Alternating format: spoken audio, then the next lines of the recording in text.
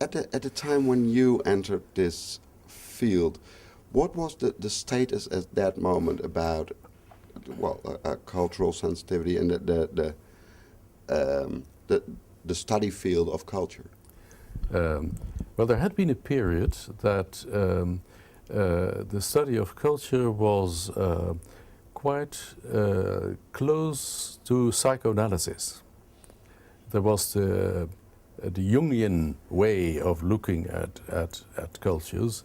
There were these deep unconscious feelings which would influence it. And the distinction between individuals and cultures wasn't very strong.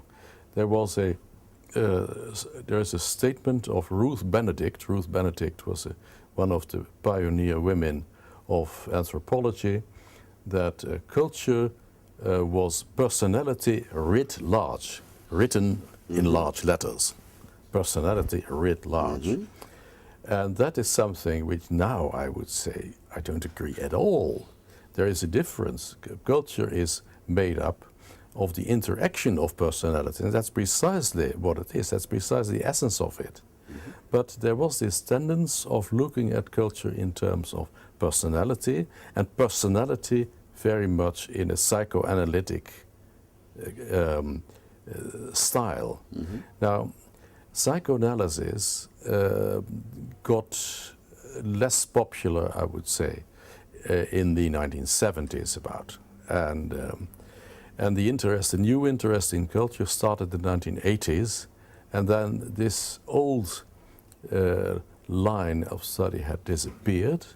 And well, the new line of study was ready to use more rigid approaches to study. The same is true for personality. It's the time that the new personality test, the so-called Big Five, got into use, which is much more research-based than the old theories, which were very much desk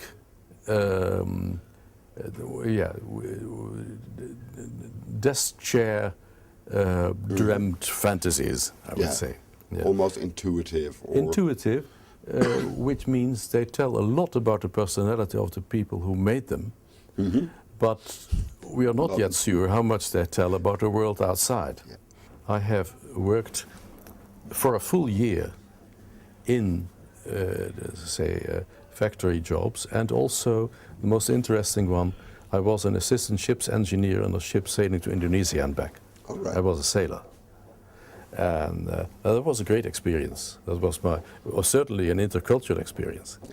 Was that after the war itself, your second real cultural experience? Yeah, there were a number of that. I think my most striking intercultural experience was that after I came back from this trip to Indonesia, I met a English girl who was with her family. She was on vacation in Holland, and we became friends, and I stayed with them for some weeks in London, and that was, I think, my first intercultural experience, that being in a family in a different place where you would assume that well, London would be very much like life in London, very much like life in Holland. Well, it was not at all. So I had my first culture shock then. How did that feel for you, that culture shock? What did you experience? I felt stupid. I did things which I thought were the right things to do, but then I discovered that in this environment they were not the right things to do. And I felt stupid, and well, it wasn't so bad. I mean, it was also very interesting, but it was very different from what I had expected. Let me put it that way. And there were many opinions. For example, people said Germans were authoritarian, and French were also authoritarian. But what they did not realize is that the source of authoritarianness in Germany is very different from the source of authoritarianism in France. And this was precisely the things which I found out, which I saw in the answers I got. I would get very different answers from German people than I got from French people. But this was not necessarily what you were looking for. No, not, of course not. Of course not. It's always, you know, the word serendipity. Serendipity is finding what you have not been looking for. Yes, no, I found things that were new. Yes. Yeah. Do you remember a distinct moment in time, maybe a minute or an hour or a day, when you think, now it dawned on me, there's a pattern that wasn't visible before? No, it went slowly. It went slowly. And another thing was that I wasn't only analyzing answers in questionnaires, I knew these people. I moved around. I had my contacts in France and in Germany. And as a Dutch person, I had the advantage of having learned my languages. So I could speak with the Germans in German, I could speak with the French in French, and that made a lot of difference. So language also played a role in this. Like I'm gifted with linguistic skills, and that did help a lot in analyzing things, understanding how people can have different frames of minds, and language plays an important role in that too. How do you see this role? There's often been presumed a kind of a status difference between the researchers on a high pedestal and, well, just applicants in using the researchers' findings to use them in practical life. Do you feel that difference in status? To say the eye of the beholder, and I think we need both. And it's obviously so that the researchers often have more years of study, and that gives them a certain status. On the other hand, they also have sometimes the image of being rather one-sided, blinkers focused, and not really people of the real world. But I think both roles are necessary. If you grew up in France, you get a different mental programs in your mind than if you grew up in Germany. And in that respect, you are not equal. And you benefit enormously by understanding the difference. And you can even enjoy doing things together, realizing that one person is better at some things, another person is better at other things. Misunderstandings tend to be arising in certain areas, and if you expect those of you know it, you can even laugh about them. You can say, okay, now let's realize that this is exactly what we could predict. That IBM had very much an ethos of equality, of equal treatment of everybody.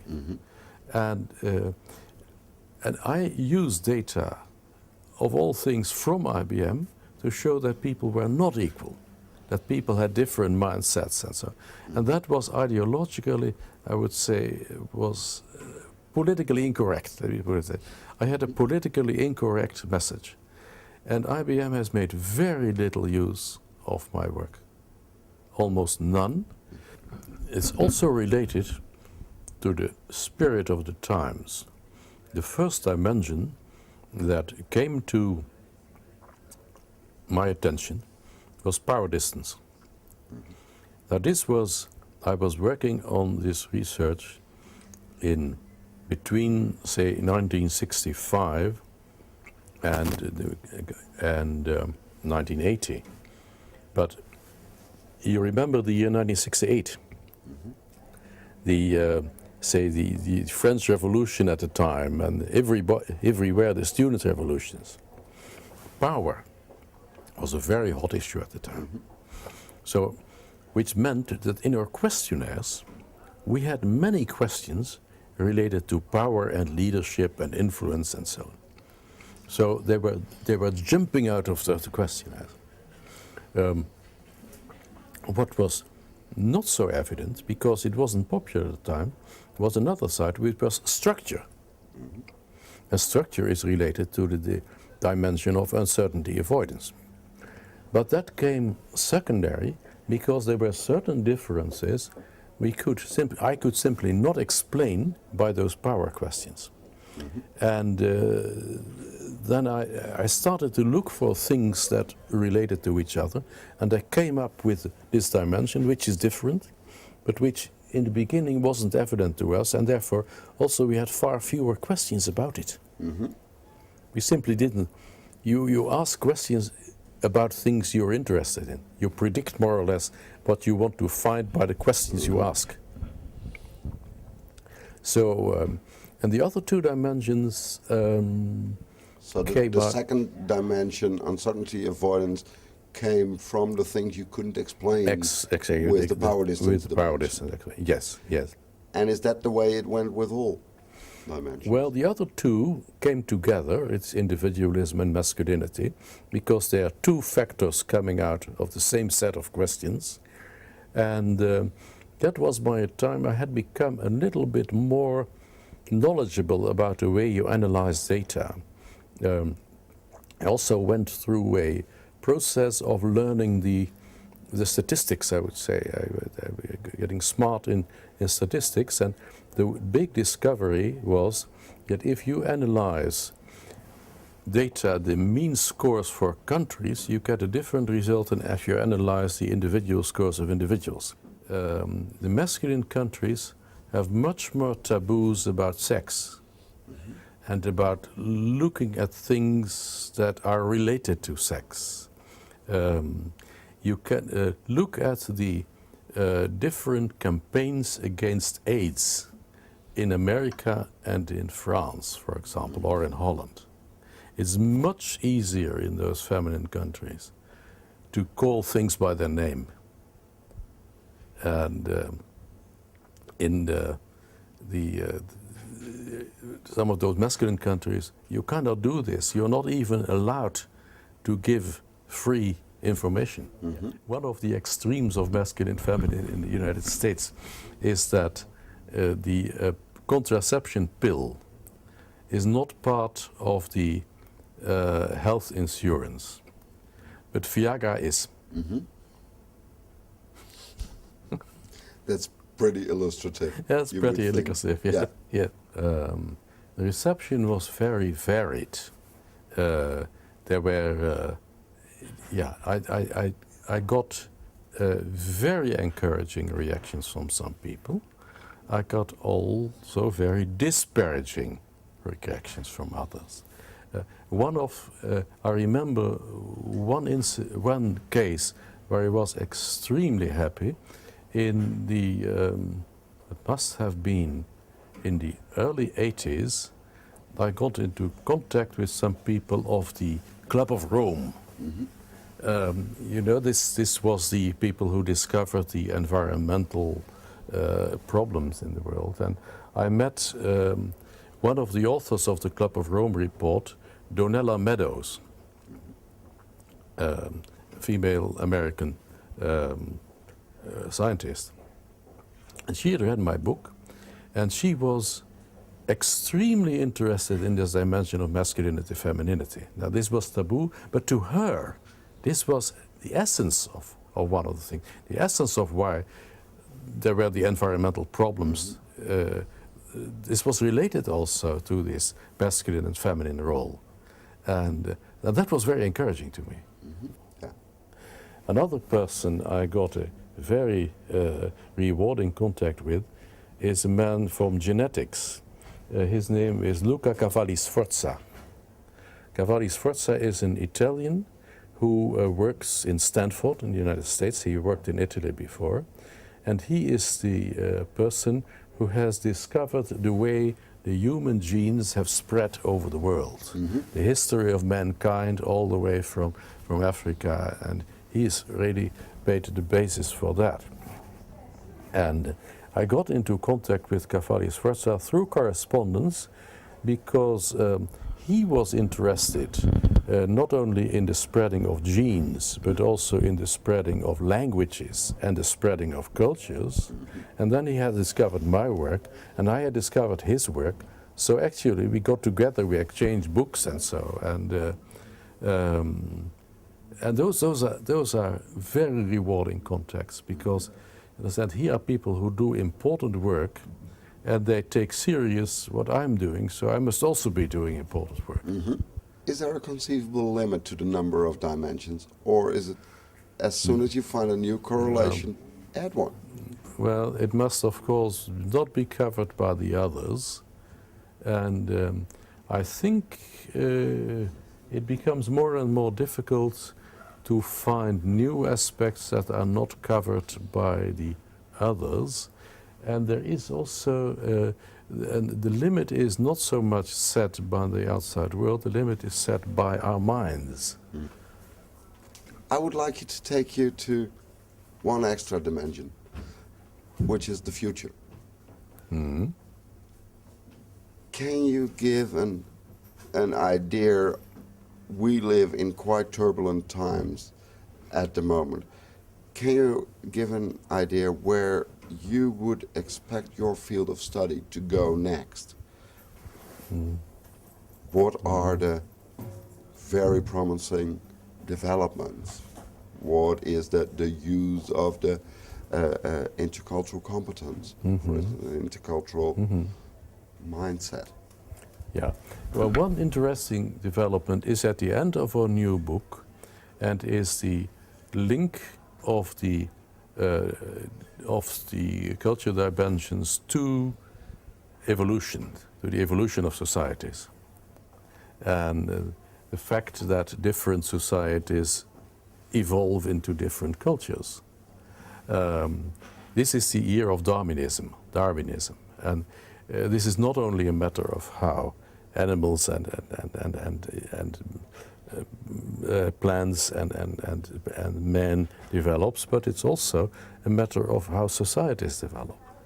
Isn't that exactly what people shouldn't do? Apply the cultural dimensions to individuals instead of to societies? Well, the difference is visible in the societies, but it is in the mental programming. It's the idea of Montesquieu that the laws should correspond to the mindset, and it is so.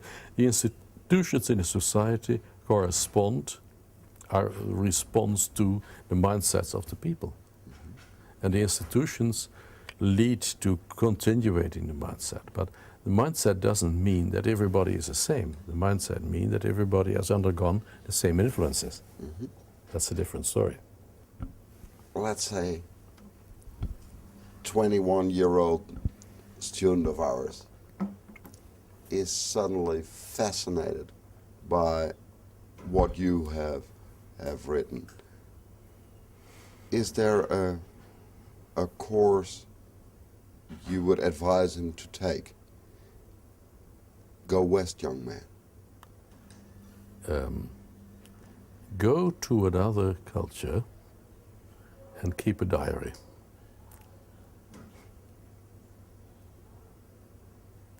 And express his feelings also. Not only what he sees, but also what he feels, how it feels. Get hands-on experience. Become intercultural competent? At least become interculturally curious. Whether it become competent is to be seen, because that's in the eyes. Well, it's the others who have to decide on that. Thank you very much, Mr. Hofstede.